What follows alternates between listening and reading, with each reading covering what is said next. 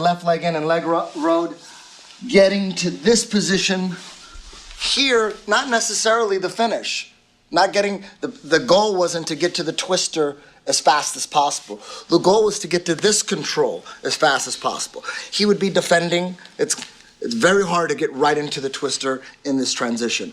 But the goal was to get in this position, and which later became known as the truck. In the truck, controlling your opponent here is very similar to controlling someone's back here. The end is near. He really only has basically one move to worry about here when you're attacking the back, is the rear naked choke. In the truck, we have several different leg locks: calf crank, kamikaze, crotch ripper, banana split, the Ramey here, scissors here, twister. There's a lot going on here in the truck. All right, and we'll go into detail on each one as this progresses. The other dead zones that I discussed before are the mount and spider web. Spider web we'll be covering in depth as well. There's many different submissions here. There's arm crush, arm bar off the arm crush, X break, douchebag, Paulo feel hole. Many different submissions from spiderweb. Very important to master as many submissions from spiderweb. Very important to master is the back and the truck. Those are all the dead zones. Very important to be able to transition through all the dead zones. We're in the truck here. If the leg locks aren't happening, the twister's not happening, we transition smoothly to the back. Rear naked choke's not happening, we need to transition smoothly to spiderweb. Spiderweb's not happening, we can go back to the back.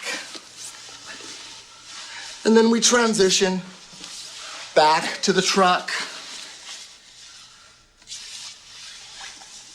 Very important to be able to transition through all the dead zones. If he's on his back and we're in the mount, very important to transition from the spider web here, and then we can go back to the back. Suppose he catches our foot, we go to the back, he gets on all fours, we go to the truck. This is not working, then we go back to the back.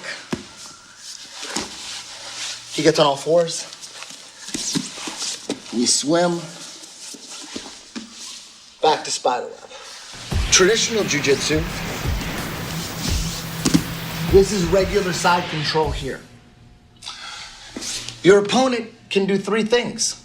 He can turn away from you when someone has him in side control, but that's taboo in jiu-jitsu. He's giving his back, so no one's gonna turn away. There are a couple side control escapes where you do turn your back, and there's a couple different risky moves, but high-level players do it. But generally, you don't want to give your back in side control. And obviously, you're not going to just lay on your back and do nothing.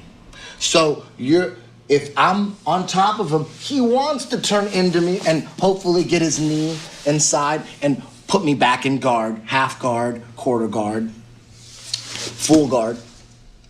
So jiu-jitsu law for the guy on the bottom in this position is to do everything in his power to turn into me and get his knee in, hook my leg, recover guard somehow. All he really has to worry about from side control is a Kimura here, maybe an Americana here. If he turns to a side, there's chokes here he has to worry about, darces, guillotines. He's used to dealing with those dangers from traditional jiu-jitsu players. But when you develop twister side control, which is, remember, we're trying to get to the truck. If he was on all fours, and I was in this position, and I was back in 10th grade in high school, I'd want to stick my left leg nice and deep and hook his left leg.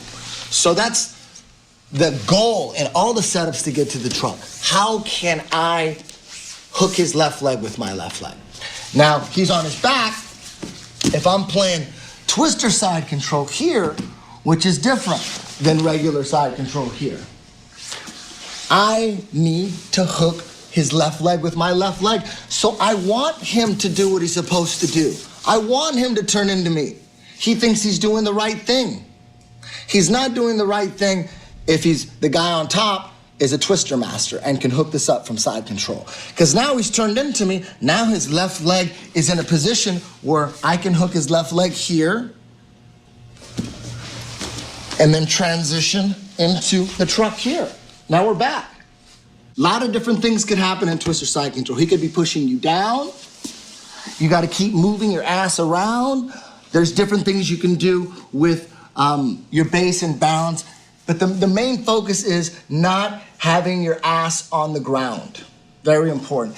If my ass was on the ground here in twister side control, he could simply just push me down, get my back, or put me back in his guard. You gotta keep moving, stay unstable. He's got both hands on my hips. I'm staying unstable. And if he has his hands fully extended, again, flexibility comes in handy. I can bring my foot all the way through. There's a submission here. Or it just peels his hand off my hip, which is very important. After you do that a couple times, his hands become shorter because for fear of getting caught in a bicep crush here. All right, so remember, we're developing twister side control. I'm sitting on his shoulder. He turns into me here. He decides to challenge my twister side control. Now, the most important thing in twister side control, again, is not having your ass on the ground. From here, my left leg needs to hook his left leg. But if his right leg gets under my left leg here, he can flip the truck on me. Or if his right leg gets under my left leg, he can take my back.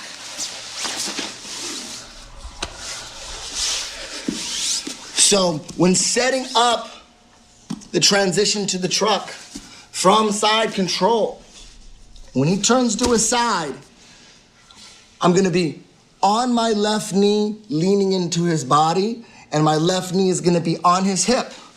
So I'm gonna be looking like this. I'm leaning on him, my left knee is on his hip, bolted to the ground, nice and heavy. Remember, we can't let him go under us at any time. We're here. My ass is not on the ground. So, as soon as he turns in, my left knee is on his hip, I'm leaning into him, and the most important move in setting up the transition to the truck is the fishnet. And the fishnet is this arm, my right arm, going behind his legs, through his legs, underhooking that bottom leg, his right leg, driving my right elbow to the ground. Once I'm in this position, it's very hard for him to get flat on his back. Because if he turns into me, he might go, oh, he's gonna set up the twister. I'm gonna go right back down. If he's flat on his back, I can't get this leg in the position I need it to be to hook it. So, as soon as he gets to his side, even for a second, you have to dive in with that fishnet. So now he can't go flat on his back, and it's keeping his legs in a position where I can hook him up. And he can't get under me. There's no way that right leg can get under me so that he could flip the truck on me or get my back. It's very important. You don't need the fishnet. You can set it up without the fishnet, just staying heavy on your left knee. You use your right leg to hook that left leg up, and then you can roll. But you're taking a chance. You can do that on guys that you know aren't very good at the twister or the setups. You don't think he has the skill to flip it on you. But there's more and more twister masters out there, and they're flipping. So for me, anytime I begin to set up the twister, really the first move is establishing a fishnet for me. Once I get to twister side control, I'm controlling him. He gets on his side, even if it's for a second, I'm coming behind him, underhook that leg. Now we're in the fishnet. Now the second most important move is the love handle. The love handle keeps him from squirming around. It keeps him in one spot, and the way by hugging his waist, I'm gonna roll him on my knee, which is on his hip. I'm gonna stick my left wrist right above his hip, and now I'm squeezing. Still on my knee, leaning into him, sticking my ass out. Now we're here, I'm squeezing as hard as I can with my left arm, and this fishnet is nice and tight. The goal now, again, it's always been my left leg hooking his left leg. So from here, a lot of people will cross their feet to defend. I'm gonna use my right leg to open everything up. If he crosses feet, I would attack this leg here. He opens it up, and then we fight, and it's a battle. But we're gonna do the first one without him crossing his feet. So we got the fishnet, love handle, and his legs just right there. For you beginners, it's very important to be able to do it from here, where he's not crossing his feet. That becomes a complex battle that takes a lot more skill. So from here, I'm leaning into him, my chest is pushing up against his hip, my ass is as high as I can go, making sure that he can't straighten out his arms on my back. So my right leg will open up his left leg, nice and wide, not here on the inside, because then that would block my left leg from hooking his left leg. Open up wide, stick my ass in the air, still my left knee is by his hip. Now my left leg hooks his left leg, and then I lock down the leg. Once the leg's locked down, I can remove the love handle, lean forward, keep the fishnet in, put a little gable grip on right here, controlling that leg. He still can't flip it. He still can't get under me because of this fishnet. And then from here, roll right into the truck.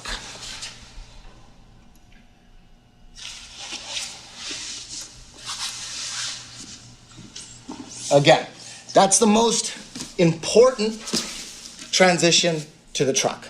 The hardest one, yet the most important. Again, mastering it from the back to the truck, do that for a couple years, however long it takes for you to love the truck position, and that will motivate you to master it from twister side control. All right, again, so now we're in twister side control here. It's a good idea to check this outside knee rather, because if you're here, sometimes you can catch a knee to the eye, cut you open. Blocking this knee